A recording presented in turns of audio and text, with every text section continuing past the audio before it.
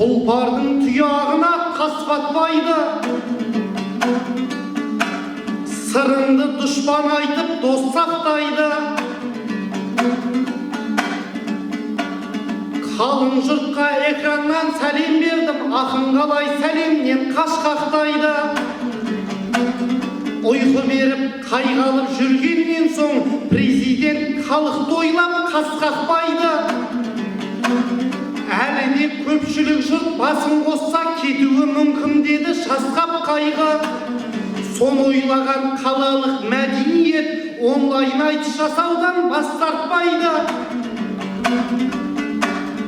Даладай пейілінің арқасында далаға төленерін тастатпайды. Дана ақынды тойлатса түсінікті, абыройын алаштың ақсатпайды. Фараби мен ғылымым биіктесе, қар өлеңім абаймен асқақтайды. Хилля-лилля-лилля-лилля-уай.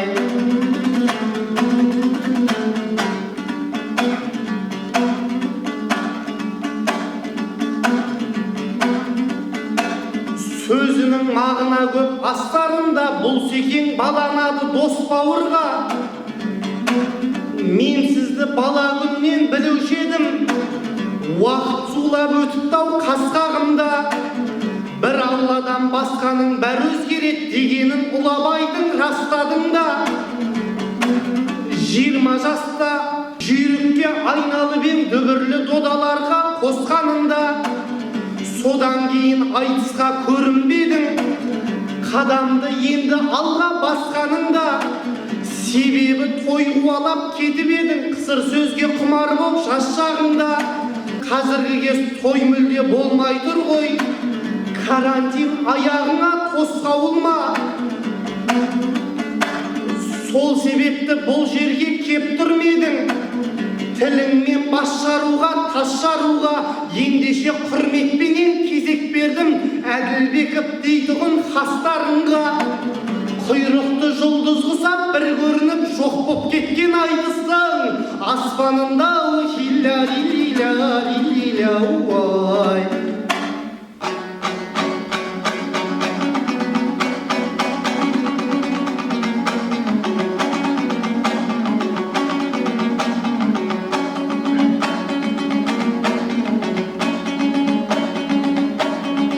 Жөн шығар жұлдыздай боп жанғандығым,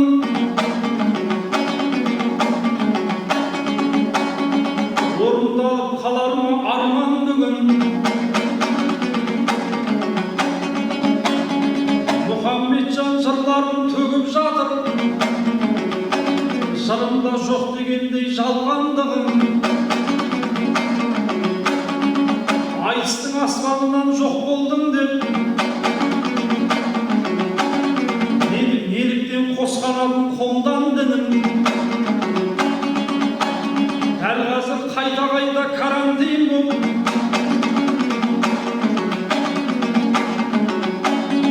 Апамда жатқан шығар арлан бүгін.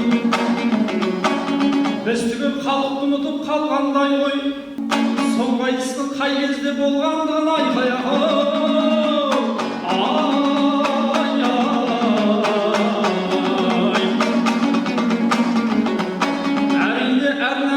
Жыр етерсің, көңіліме қаптайтын мұң екенсің.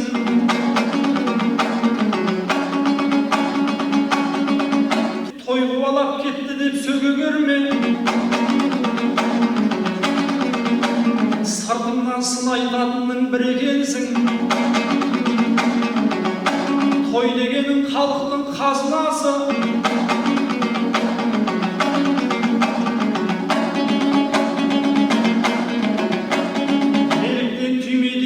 етерсің.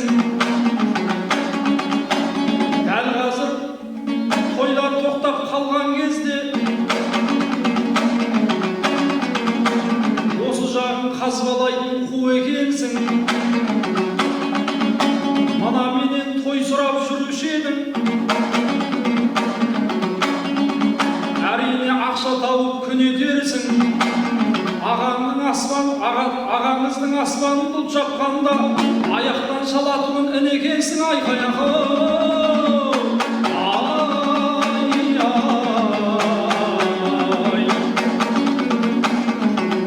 Ағайын болмас екен жандарың көз, айыста болайықшы талғамын біз. Алдарыңа мінекей шығып қалдық, жасынан қар өлеңге қанған ұлмыз. Тыңдаудан жалықпасаң мына бізді, жырлаудан жалықпайтын балдарыңыз айқаяқы.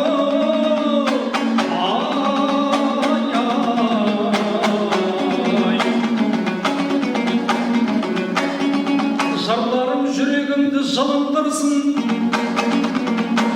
сырыңды жаныңдағы сырың білсін. Ассалаумағалейкум алын ішек, ағаң қалай өзіңді буындырсын. Биыл ғана оқуды бітіріп ең, айқайын қуанып сен күліп жүрсің. Жұмысқа ерте бастан кірісіпсің, жеңіңді қайта-қайта түріп жүрсің.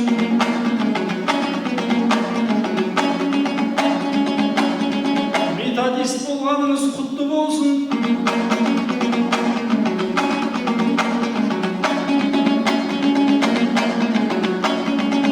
Бұлының дипломның құнын білсін. Бар шаруаң бітеді қағазбенен. Құдай-ау сен не деген білім толысың. Қаз-қаз басып жүрушен қадамыңды, қағазға басып болған түрің көрсін айқаяқы.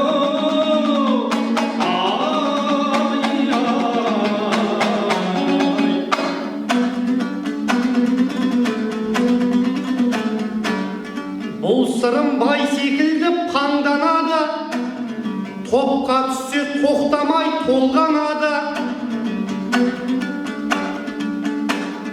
Қағазға бастық болдым деп айтқанда, мәнісін мәселенің аңдамады.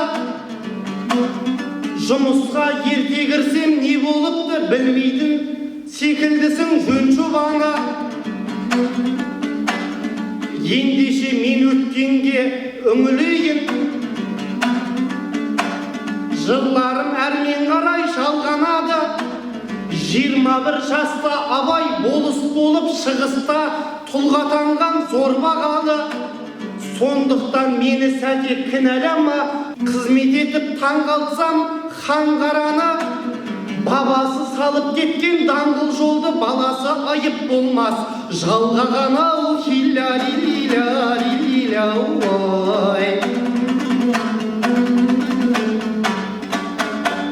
Маңғасықпен қарайтын маңайларға хақым жоқ қарсыласқа қарайлауға.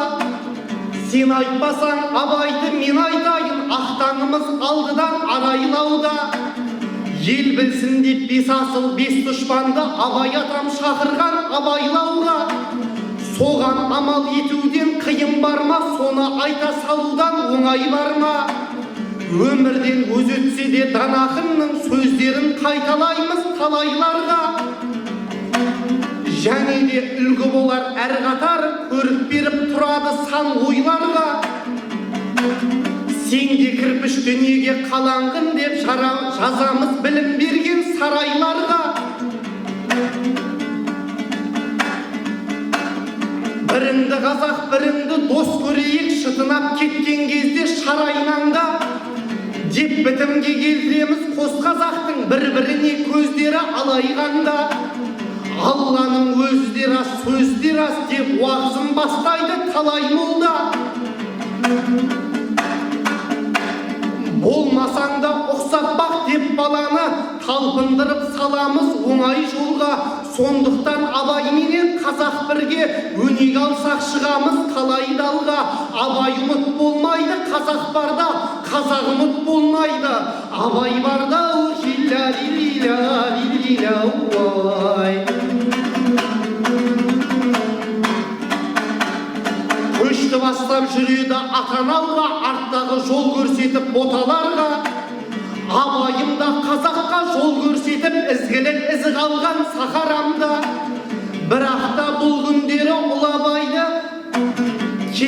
қилып желімен мақалаңда кім көрінген сынап жүр керден қағып қарным ашып кетеді өтоларға Балтабек Нұрғалиев үнсіз қалдық абайдан өзім мықты атағанда Нұрлан Байділдаевтай бір кәсіпкер басына балта тигендей топалаңда Абай егер туылса біздің кезде үздік болып кетпейді қапаланба Қарапайым блогер болады деп тасын атып кетті ғой тасадан да Бұдан соң өтінішім ағаларға жақын айналмасын деп жат адамға Абайдың атына кір жұқтырмайтын бір заңды кіргізейік ата заңға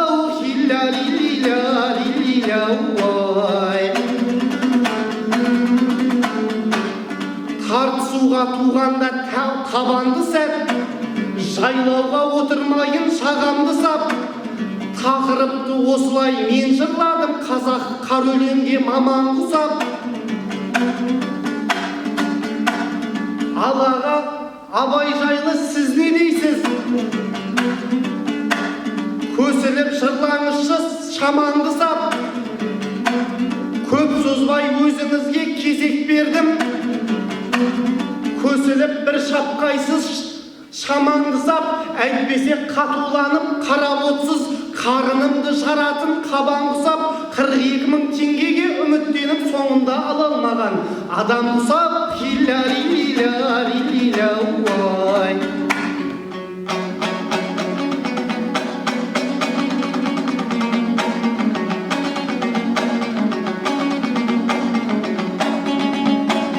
тілімен бітіреді ақын шаруа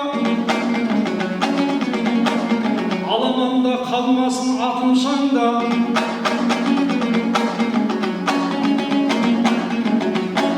қырық 2 000 алмаған адам дейсің қиналмаймын тісіңді батырсаң да одан соң бұлағанды қабан дейсің жеңілмеспін арыстандай ақырсаң да қабан демей ағанды қасқыр десей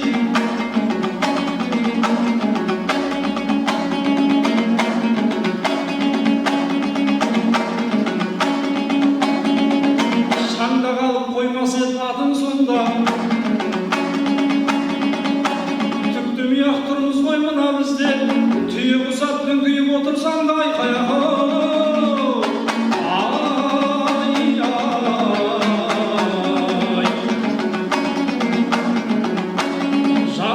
салыстырмай жанды менен жақсылап айту керек ән жыр өлең Абайға 175 жыл толыпты арайлап атып жатқан таңды көрем бүкіл қазақ тойлауға міндетті ғой ер есімі сақталар мәңгі дерем алып тұлға емес пе алаштағы үлгі алсын ұлы Абайдан барлық өрен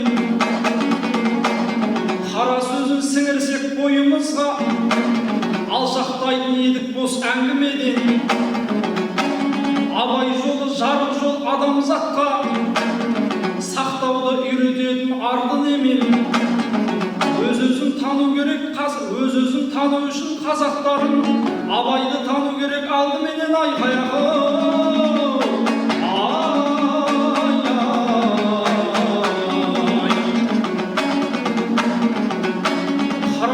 ұясынан түлеген кім азуды айға қарап білеген кім ол әрине Абайдай дана кісі жүгін артып соққан ғой жүрек елдің қазақтағы тұлғаны түгендесем алдыменен Абайға тірелермін бабамыз болмағанда тарихта бірі боп қалар ма едік жүдеу елдің Құнанбайдың баласы құт боп келді бәлкім қабыл болған-ау тілек елдің артына өшпейтұғын із қалдырып жарқыраған боп кетті күн өлеңнің Абайын қайталанбас ерекше жан бағасын соңындағы білер ердің Шыңғыстаудың туылып етегінде шың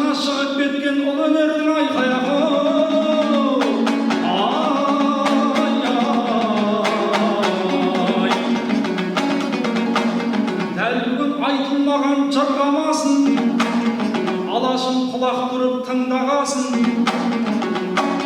Осыменен айтысты аяқтайық.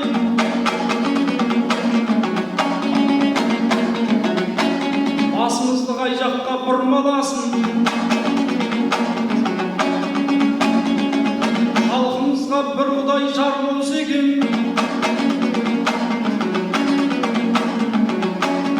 Берекең жылғалардан жырғаласын.